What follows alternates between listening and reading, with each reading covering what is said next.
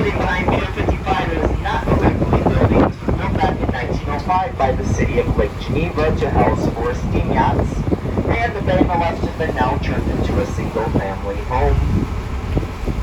At one point, we had over 50 beautiful lake yachts here on the lake, most of them being powered by steam engines. Today, only 6 remain, 2 of which are part of our fleet, and the other 4 remain in private hands. Right now, we're passing the Wrigley's private lake yacht, the Ada E.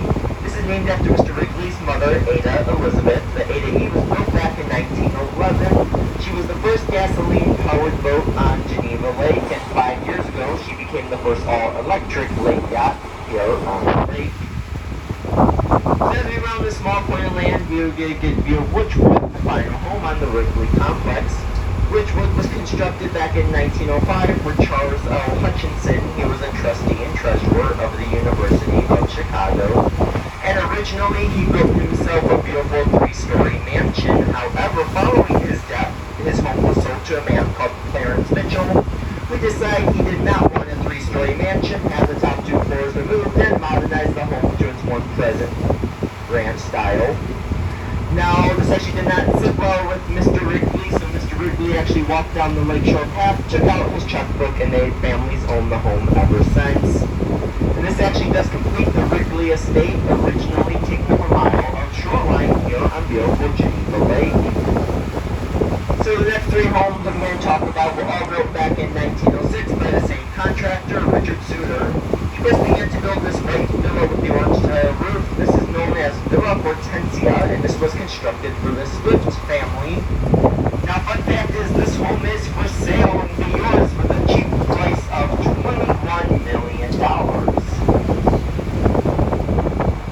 Now, one thing I like about this home is if you actually look to the left of the flank, you could notice they have a birdhouse that's a replica of the main home.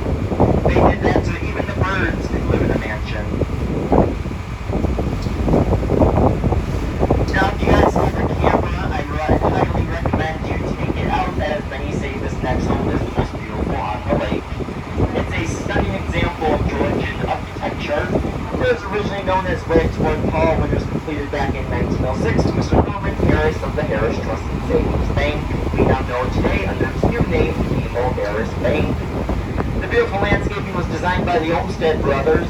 Some of their projects include Central Park in New York City, the Capitol Grounds in Washington, D.C., Grant Park in Chicago, along with the Biltmore Estate in Asheville, North Carolina. Then in 1999, there was talks of tearing down this home to put a condo in its place. It was actually saved at the last minute by its last owner, Mr. Richard Driehaus. Now, Mr. Driehaus is known locally for the lavish birthday parties he threw himself every year. Unfortunately, he did pass away back in March, so they did one final party in honor of him. Now, each party has a specific theme. Mostly it was tied to his age. For example, when he turned 66, he had a Route 66 themed party which displayed classic cars on the lawn. When you arrived that evening, you were given a small key. Now, that small key started the brand new red Chevy Corvette. It was yours to take home and keep. But by far, my favorite party he's ever had was his 77th, which was James Bond themed. He actually arrived to the party via a parachute while wearing a white tuxedo. All the cocktail waitresses were dressed as the different Bond girls, and Diana Ross was the entertainment.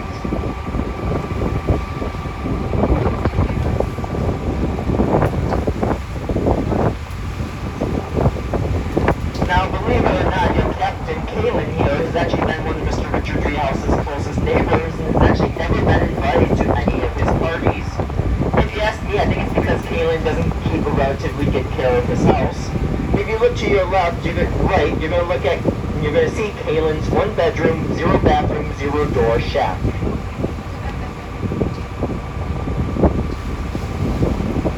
So this next home is known as House in the Woods. It was actually constructed back in 1906. It was with A.C. Bartlett. He owned a small company we now know today as True Value Hardware.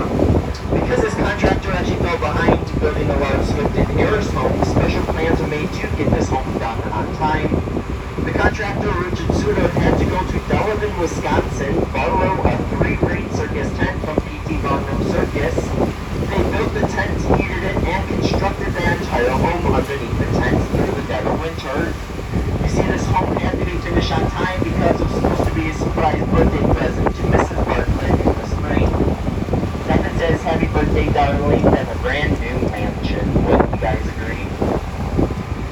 might pass what looks like a very old lake yacht. Joke's on you, that's the Henry Knox, and she's only 4 years old.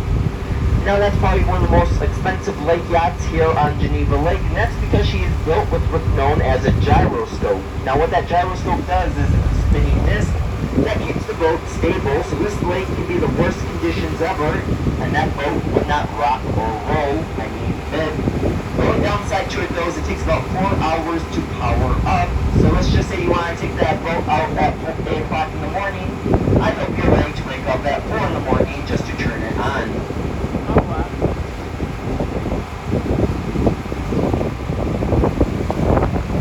So the next home we're going to find out is not on the official tour. It's going to be the home right behind Pier 74. Now the reason I'm pointing it out is some of our employees have given it the nickname Hogwarts as a reminder of the castle from the Harry Potter films.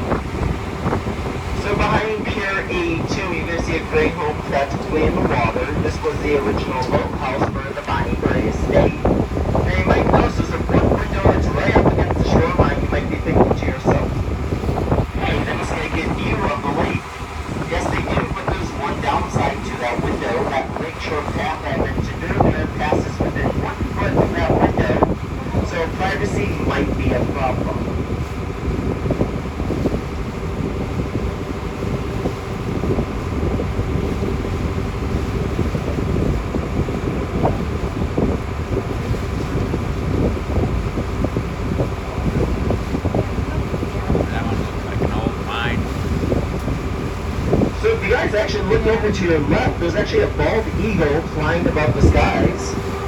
That's actually very kind of uncommon here, as they really don't come that far south usually.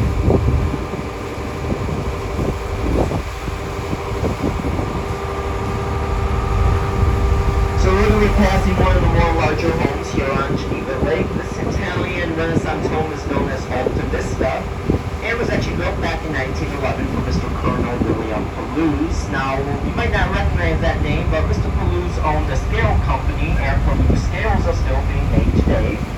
Now, how he made his fortune is he had friends in high places. One of his friends was in charge of the U.S. Postal Service.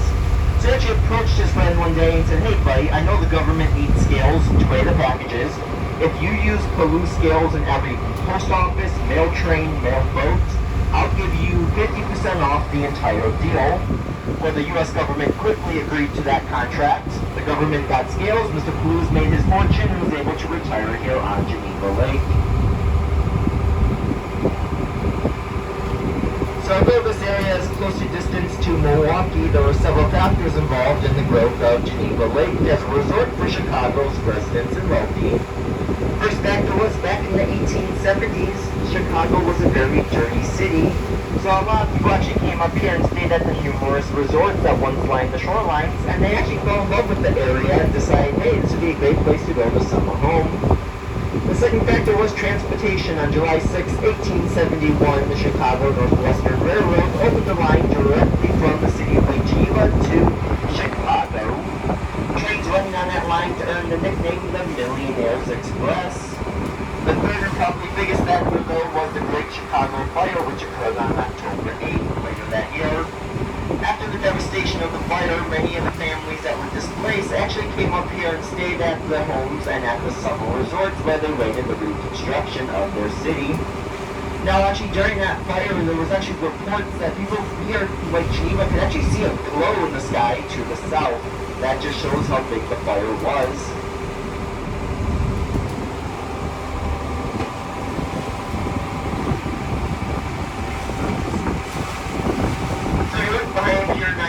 You're going to see an all-stone mansion. I'm actually not going to talk about the house itself, but one of the trees. If you look closely, one of the trees looks like it has a black box hanging out of it. That is actually a custom-made flat-screen television built into the tree. You see, the story goes that the original owner of that home would like to lay out in his hammock and enjoy the views of the lake. Problem was, he did not want to miss his favorite TV shows. So he actually had a custom-made TV that could survive all 4 seasons here in Wisconsin, and they installed it into the tree. So it could be the dead of winter, it could be the dead of summer, there could be a tornado coming straight at the lake, but don't worry, you can go outside and watch your favorite shows, no problem.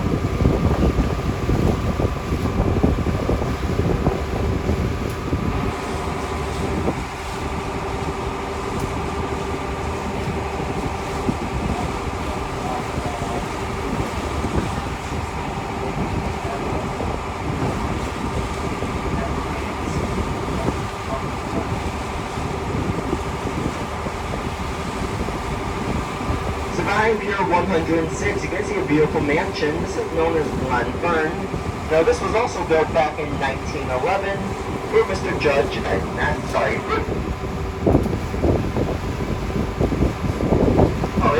Judge Sears of Chicago. Now, what's interesting is when Judge Sears first arrived here in Lake Geneva, he was known as one of the only honest judges from Cook County. Now, following his death, his property was subdivided. However, his livestock farm, home, and gardens all survived the subdividing of the property. So about the next 18 homes all comprise of the Elgin Club, which was established back in 1876. Now, the founding of this club is actually one of my favorite stories. In the early days, there was a group of Elgin men who were up in the area hunting and fishing, and after their trip ended, 2 of the men decided they were going to stay behind and explore the area. Where they decided that this is where they wanted to build their summer home, and lucky for them, there was a farmer who was selling about 16 acres of land. They went to the farmer and asked him how much for the 16 acres. The farmer gave him the price, and the 2 men said, "Whoa, that's too much money. How much for just 1 acre?" The farmer looked at them and said, "I'm sorry, I'm not subdividing the property." So on their way back to Elgin, the 2 men came to the conclusion, "Hey, if we get our friends to go invest with us, we can each have a summer home," and that's exactly what they did. They came up the very next weekend with their friends and bought the entire 16 acres of land for only $400. But don't worry, that farmer actually made a better deal, as when he bought all of that acreage, it only cost him $16. You see, when land first went for sale here, lake land was considered useless, so you could buy an acre of lake land for $1. However, if you wanted to buy an acre of farmland, it would cost you $25. Only if they would have known what a 100-year difference would have made.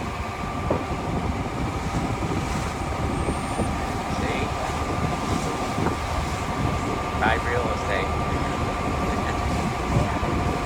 Yeah. So behind Pier 130, you can see a concrete seawall. If we follow this concrete seawall for about 1/3 of a mile, we would be passing the site of Jerseyhurst, the former estate of Mr. R.T. Crane. Now, several large homes have now replaced 3 of the original 4 mansions, but the original home was built right behind Pier 132A, and it featured a beautiful, unique stained glass window that depicted different views of the lake. Now, Mr. Crane was the founder of the Crane Company. At one point, it was the world's largest manufacturer of plumbing supplies and bathroom fixtures. Now, Mr. Crane named his estate Jerseyhurst after his home state of New Jersey. And he also had tradition here on Geneva Lake. Anytime one of his daughters would get married, he would give them a beautiful wedding present. No, I'm not talking about fine china. I'm going to be talking about a brand new lakefront mansion. Now, the only home left from the original estate is this beautiful blue/grayish color home. Now, this was actually given to Mr. Crane's daughter, Kate, as her wedding present back in 1893.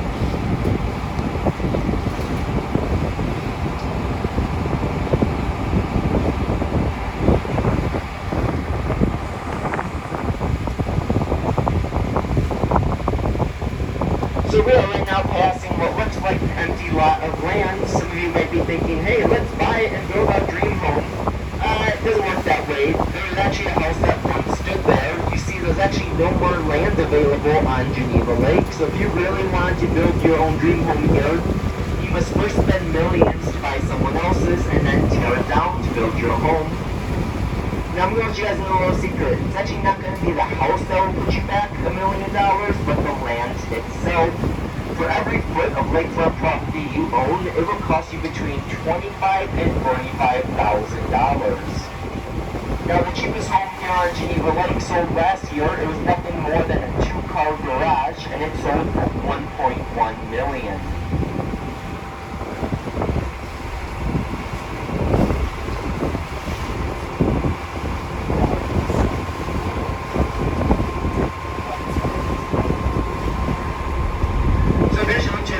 Stretch of shoreline was actually once home to the Hotel, which is actually advertised as being one of the largest resorts of its type in the Midwest.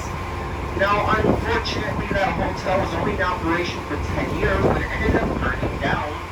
Now, despite the rumors that it was going to rebuild, it never did. And this stretch of shoreline is now known as Rona Park. At one point, Rona Park was owned by Ebenezer Buckingham. Now, his daughter actually donated the beautiful Buckingham Fountain to the city of Chicago. It is the world's largest lighted fountain. It was actually constructed for Mr. Buckingham's son, Clarence Buckingham. Now, Clarence was actually a big director about how he made his fortune. It's actually quite interesting.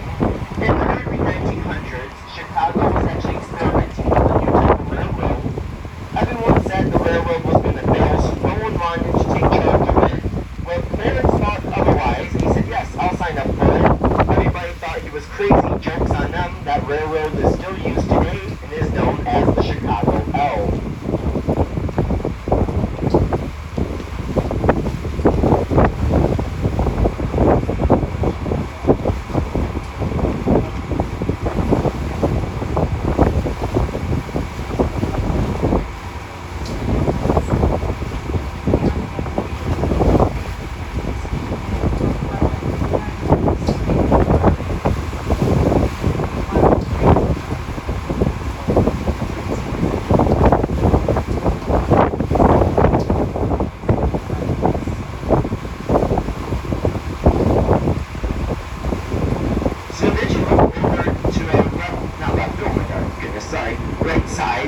You're going to see a bunch of sailboats. They actually are from the Lake Geneva Yacht Club. Now, normally they do sailboat racings on Saturday, but I believe they are just doing an extra one just for fun. Now, there's some experienced sailors, and then you get the days where they let the little kids drive the sailboats. Those days are not my favorite, because when those little kids on those sailboats see our big excursion boats, they go straight towards the big boats, and us tour guides and captains are like, no, you guys can keep your distance. But right where those boats are passing is actually right where the deepest part of Geneva Lake is. This is actually the second deepest lake in Wisconsin. It reaches a maximum depth of 142 feet. Now that's so deep we could actually submerge a 14-story building and it would still be underwater. Now this is actually one of the more cleaner lakes in the state of Wisconsin. This is because it's actually a spring-fed lake and there's only one outlet and no inlet to Geneva Lake. Now this lake does freeze over during the winter time. Sometimes up to 2 to 3 feet of ice covers the lake. It's actually a very common sight to see people driving their cars on top of the ice. Now 6 years ago we made national news. If you were locals, you would remember this. If not, you guys will find the story funny. It was early February during the middle of our winter festival, and some out-of-towners decide we're not going to pay for parking, and they park their cars on the ice. Well, the day before, it was a nice cold 20-degree day, but for some reason, the temperature that day got up to 70 degrees, and the ice began to melt, and the cars ended up falling through the ice, going to the bottom of the lake. And not only did those families have to pay a tow truck to pull those cars out later that day, but they also had to pay environmental damages for all the gas and oil that ended up spilling into the lake. So before we get to Black Point, I think it's a good time to tell you guys my fun story about walking around Geneva Lake. So 5 years ago, I was a Boy Scout, and when you're a Boy Scout, to look up the ranks,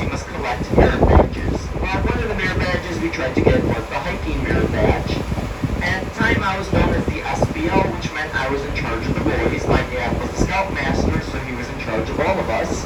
Well, I looked at my dad one day and said, hey, let's do the hiking merit badge.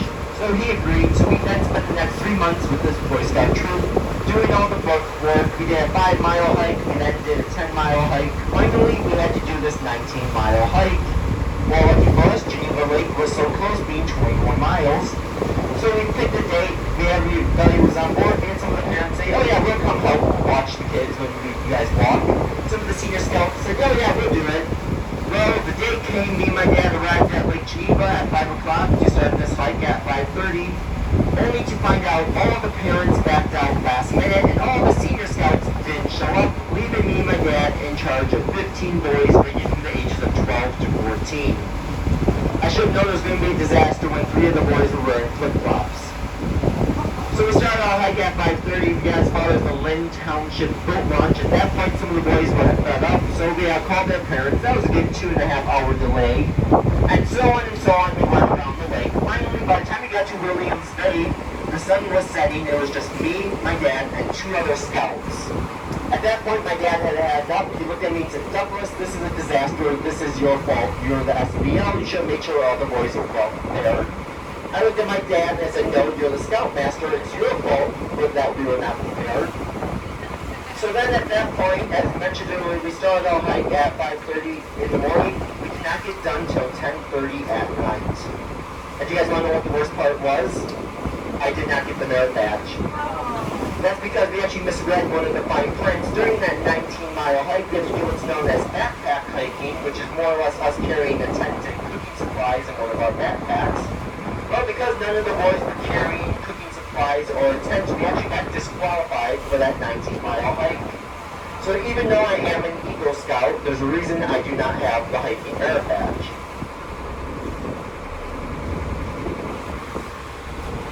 So before we get to Black Point, I'm going to point out one final site. If you look to your right, you can see a large dome overlooking the lake. That's actually Yerkes Observatory.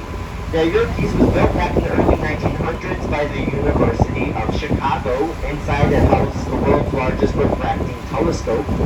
Now, when Albert Einstein first arrived here in the United States on his first visit, he said there was 2 things he wanted to see: Niagara Falls and Yerkes Observatory. Now, 5 years ago, the University of Chicago pulled all their programs from Yerkes, and last year they ended up pulling all funding from it. At that point, Yerkes went back to the Yerkes family. They had no use for it, so they put the property up for sale. A developer came in and approached the town of Williams Bay and more or less said, I want to buy that useless observatory, knock it down, and put a condo in its place. The town of Williams Bay did not like it and literally put up roadblocks, and at the last minute, an organization came in, bought Yerkes Observatory, and has now turned it into a museum. So we actually are right now approaching Black Point. We ask that you guys please remain seated for the docking process. One of your tour guides will then come down the stairs and pick you guys up. Now, if you guys order the box lunch, we will have those lunches when you guys come back on the boat. I hope you guys enjoy your trip here at Black Point, and Captain Kalen will be giving the tour back to the city of Lake Geneva for you guys.